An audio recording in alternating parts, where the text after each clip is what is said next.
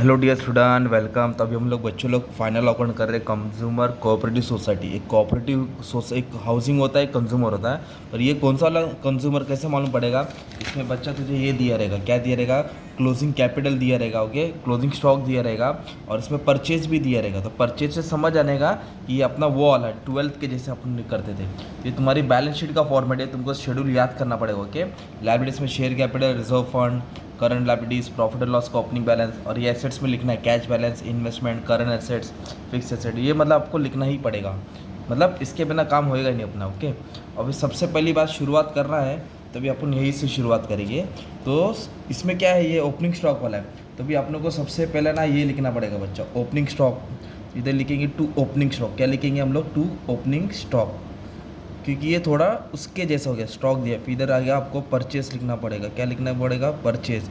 इधर क्या लिखना पड़ेगा? सेल्स दिया है। इधर लिखना पड़ेगा क्लोजिंग स्टॉक, ओके। और जेठालाल वाला कंज्यूमर सोसाइटी रहेगा तो ये सब नहीं आएगा, ओके। डायरेक्टली स्टार्ट हो जाने का था। तो फिर बैलेंस करेंगे तो आपको क्या मिलने वाला है? Gross profit, okay, carry down. ये तुम्हारा प्रॉफिट एंड लॉस जो भी रिलेटेड खर्चा रहेगा। तो पहले एडजस्टमेंट टिक मार्क करते हैं। आउटस्टैंडिंग रेंट और सैलरी बोला है, ओके। तो रेंट और सैलरी किधर है? रेंट, इधर रेंट है, इधर सैलरी, हल्का सा टिक मार्क कर दिया। फिर उसके बाद बोला है सैलरी पे फिर एडवांस है, मतलब सैलरी पे 4 लाइन छोड़ना है। फिर उसके बाद क्या बोला है? इंटरेस्ट है, ठीक है, इन्वेस्टमेंट पे इंटरेस्ट आने वाला है।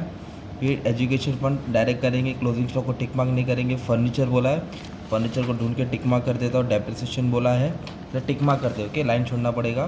ट्रांसफ़र वाला बाद में देख लेंगे क्या है। तो आ जाओ। तो सबसे पहले शुरुआत दिया शेयर कैपिटल और कॉल इन एरियर्स। तो share capital call in arrears का क्या रिश्ता मालूम है क्या? शेयर कैपिटल से मतलब जो भी शेयर कैपिटल होता है, मतलब जो भी उनका शेयर होल्डर्स का पैसा है, वो कॉल इन एरियर्स माइनस होता है। कॉल इन एरियर्स का मतलब जो पैसा आया नहीं है। तो कितना दिया है shares? 8,60,000, okay, 8,60,000। Call in arrears दिया है 60,000, तो उसको माइनस करेंगे, मतलब ब्रैकेट डालेंगे। तो ये 8 लाख तुम्हारा शेयर कैपिटल का बाहर डाल देने का, ओके। रिजर्व फंड, याद रखो कोई भी fund liability, any fund is liability, any fund is liability. तो इधर आ जाएगा रिजर्व फंड, इधर लिख देंगे रिजर्व फंड, ओके। सब फंड को पहले अंदर ही लिखता, बाद में टोटल बाहर डाल देते 90,000, ओके। फिर उसके बाद बोला कंज्यूमर गुड्स फंड, फिर से फंड आ गया, तो ये भी क्या हो जाएगा तुम्हारा? लाइबिलिटी हो जाएगा। Any fund is liability, okay. कितना अमाउंट है? 30,000 लिख दिया। फिर बोला ओपनिंग स्टॉक कितना है? 5 लाख का। तो ओपनिंग स्टॉक इधर आ जाएगा ना बच्चा, ठीक है। Opening stock, closing stock, opening debit, closing credit. फिर बोला है फर्नीचर, तो फर्नीचर फिक्स एसेट होता है। एसेट में किस में आएगा? वो फिक्स एसेट। और फिक्स एसेट वो होता है जिस पे क्या आता है भाई? डेप्रिसिएशन आता है। तो कितना दिया फर्नीचर? 288, ओके। फिर इसके बाद बोला है एजुकेशन फंड, तो एनी फंड इज़ लाइबिलिटी। इस पर एडजस्टमेंट भी बोला है, तो इसके लिए इसको अंदर डाल दूंगा, ठीक है। एजुकेशन फंड कितना? एजुकेशन फंड 72,000, इसको सॉल्व है ना। बाद में बोला क्रेडिटर्स और डेटर्स, तो क्रेडिटर्स लाइबिलिटी होएगा और डेटर्स एसेट होएगा। तो जो क्रेडिटर्स है वो तुम्हारा करंट लाइबिलिटीज़ में आ जाएगा, ओके। क्रेडिटर्स कितना दिया? क्रेडिटर्स कर्जा सप्लायर को देना है 2,20,000, और डेटर दिया 1,80,000। तो डेटर्स तुम्हारा एसेट्स होता है, करंट एसेट, छोटा मोटा एसेट होता है, इसको इधर डाल देंगे 4,20,000, ओके, 4,20,000। इस पर एडजस्टमेंट नहीं है तो बाहर डाल देता हूँ। फिर बोला सैलरी, सैलरी तो खर्चा होता है, तो ये प्रॉफिट एंड लॉस में आएगा, ओके। ये छोटा सा हिसाब में नहीं डालने का, नीचे से अलग से प्रॉफिट एंड लॉस अकाउंट है जो मेन खर्चा है ना, नेट प्रॉफिट ढूंढने के लिए। कम सैलरी 4,20,000 है, पर इस पर कैसे दो एडजस्टमेंट है, आउटस्टैंडिंग प्रीपेड। कमीशन भी किधर आएगा? इधर ही आएगा, ओके। एक्सपेंस होता है कमीशन, कितना कमीशन है? 1,00,000, नो एडजस्टमेंट, अमाउंट बाहर। रेंट 1,20,000, वो भी इधर ही आएगा दोस्त। अगर इस पर एडजस्टमेंट है तो मुझे इसको अंदर लिखना पड़ेगा, अभी अपन सॉल्व करेंगे। फिर क्वेश्चन इधर दिया, बाकी सब सम अपलोड कर दिया बच्चा। पोस्टेज मतलब पेन, पेंसिल, रबर, शार्पनर, ये भी सब खर्चा होता है, तो पोस्टेज भी इधर ही आएगा 72,600। फिर उसके बाद बोला है लैंड, बंगला, गाड़ी, बैंक बैलेंस, लैंड, ये फिक्स एसेट होता है ना यार, इस पर एडजस्टमेंट नहीं है, तो ये अमाउंट किधर आ जाएगा तुम्हारा? बाहर आ जाएगा। 54,000 बोला है, ओके। लैंड ये बोला interest on investment 60,000, interest on investment income होता है। ओके, तो आपको प्रॉफिट एंड लॉस में डालना पड़ेगा इधर इनकम साइड, क्योंकि ये अपन ने इंटरेस्ट कमाया है, जो इन्वेस्ट किया था उस पर इनकम आया है, और एक क्रेडिट में भी तो दिया है अमाउंट 60,000। ओके, और इस पर एडजस्टमेंट है इसके अंदर डाला। फिर क्या बोला है, इक्विपमेंट्स है ना, इक्विपमेंट्स भी एसेट्स होता है, वो भी फिक्स एसेट होता है, उसकी लाइफ लॉन्ग रहती है, जिस पर डेप्रिसिएशन निकलता है, इसलिए अमाउंट बाहर आएगा। ओके, फिर क्या बोला है, परचेस, माल खरीदा, तो ओपनिंग स्टॉक के साथ आएगा इधर। कितने का माल खरीदा, 95, 87, 400, ठीक है। फिर इसके बाद बोला है इन्वेस्टमेंट, तो इन्वेस्टमेंट कैश के बाद एक हेडिंग है, उधर ही डालने का इन्वेस्टमेंट। ओके, बैलेंस शीट में आता है इन्वेस्टमेंट। कितना दिया इन्वेस्टमेंट, एक सेकेंड ना, इन्वेस्टमेंट किया है 6 लाख, इधर डायरेक्ट अमाउंट बाहर डाल देंगे, ये हेडिंग में ही डालना है। फिर इसके बाद बोला सेल्स, सेल वो तो माल बेचा, कितना बेचा, 1,20,00,000, इधर लिखेंगे 1,20,00,000 का माल बेचा। ओके, फिर उसके बाद क्या दिया है, cash in hand, cash at bank, तो इधर आ जाएगा, कैश बैलेंस में आ जाएगा, ठीक है। तो कितना है, इधर लिखेंगे कैश बैलेंस, इधर लिखेंगे बैंक बैलेंस। कैश है 1.5 लाख, ये 10,20,000, 10 लाख और 1 लाख 11 लाख, मान लो 11,70,000 बाहर डाल दिया। ऐसा भी कर सकते हैं आप लोगों के, अंदर लिख के टोटल बाहर डाल दिए।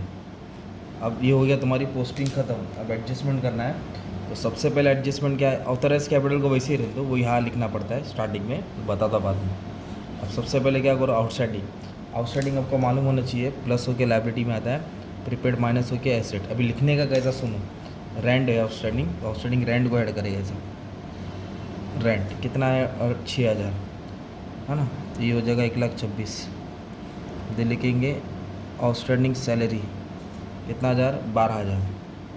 ओके, तो ऐड करूँगा तो 4,32,000, सिंपल। और ये आउटस्टैंडिंग का दूसरा बैग लाइबिलिटीज़ में आएगा, करंट लाइबिलिटीज़। आउटस्टैंडिंग मतलब पे करना बाकी रहता है, outstanding salaries, outstanding rent. Salaries कितना दिया है, 12,000, और ये कितना दिया है, 6,000। ओके, प्रीपेड बोला एडवांस, प्रीपेड मतलब ज़्यादा बारह, तो माइनस करना पड़ेगा, तो सैलरी से इधर से ही माइनस करना पड़ेगा। इधर लिख दिया प्रीपेड, कितना हज़ार बोला प्रीपेड, 18,000, तो 32 में से 18 गया तो कितना बचेगा, 14 बचेगा, 4,14,000। और ये जो प्रीपेड होता है वो एसेट्स होता है, और कौन सा एसेट्स आएगा तुम्हारा, अदर एसेट। इधर डाल देंगे प्रीपेड सैलरी, क्या डालेंगे, प्रीपेड सैलरी। कितना सैलरी भरा है, 18,000। ओके, 18,000। उसके बाद बोला है इंटरेस्ट, इंटरेस्ट एक्रूड और इन्वेस्टमेंट, मतलब पैसा इंटरेस्ट का आने वाला है। तो इंटरेस्ट का पैसा आने वाला होता है, इनकम रहता है, और इन्वेस्टमेंट पे आ रहा है ना, तो अदर एसेट में डाल सकते हैं। इधर पहले ऐड करेंगे आउटस्टैंडिंग इंटरेस्ट। देखो ये आउटस्टैंडिंग देना रहता है, इसके लिए लायबिलिटी आता है, ये लेना वाला है, इसके लिए एसेट्स में आएगा। इनकम है ना ये इंटरेस्ट, क्योंकि पैसा आ रहा है 12,000, ये 72 हो गया, और पैसा आ रहा है ना, तो तुम्हारा किधर आ जाएगा बच्चा, मालूम है क्या, ये अदर एसेट में आएगा। इधर लिखिएगा इंटरेस्ट, राइटिंग अच्छी मिली डाल देना, इंटरेस्ट ऑन इन्वेस्टमेंट कितना, 12,000। ओके, एजुकेशन फंड में ट्रांसफ़र करना है, तो जो भी पैसा ट्रांसफ़र करेंगे तुम्हारा खर्चा होता है, तो खर्चा पहले प्रॉफिट एंड लॉस में डाल दो। इधर लिखो ट्रांसफ़र टू एजुकेशन फंड 600, इधर फंड है ना, इधर ऐड कर देना एजुकेशन फंड 600। ये सबको ना, ये तो टोटल बाहर डाल देते 1,20,000, ये 72,600 बाहर आ जाएगा, सिंपल। ये रिजर्व फंड में आएगा, क्योंकि फंड है ना। क्लोजिंग स्टॉक, तो 2 इफेक्ट आता है, ये तो मालूम है। तो एक तो आएगा इधर ट्रेडिंग के क्रेडिट में आएगा, है ना, ये ट्रेडिंग क्रेडिट है ना। और स्टॉक क्या रहता है तुम्हारा, करंट एसेट, इधर आएगा क्लोजिंग स्टॉक 8,40,000। ओके, स्टॉक है ना, इधर आया ट्रेडिंग के क्रेडिट, और स्टॉक क्या रहता है तुम्हारा, करंट एसेट्स होता है। फिर इसके बाद क्या बोला है, डेप्रिसिएशन, तो फर्नीचर डेप्रिसिएशन करना है ना, कितना परसेंट डेप्रिसिएशन करना है, 10%। तो 10% करेंगे मतलब 1 0 चुप जाएगा, कितना आएगा, 28,800, माइनस करेंगे 259,200, और डेप्रिसिएशन का दूसरा इफेक्ट इधर आ जाएगा, इधर लिखेंगे 2, डेप्रिसिएशन ऑन फर्नीचर 28,800। ओके, ये तुम्हारा पोस्टिंग हो गया। अब इसको बैलेंस करेंगे ना तो और समझा दो कैसे क्या किया लोगों ने। देखो ये टोटल से टोटल माइनस करेंगे तुमको ग्रॉस प्रॉफिट मिलेगा।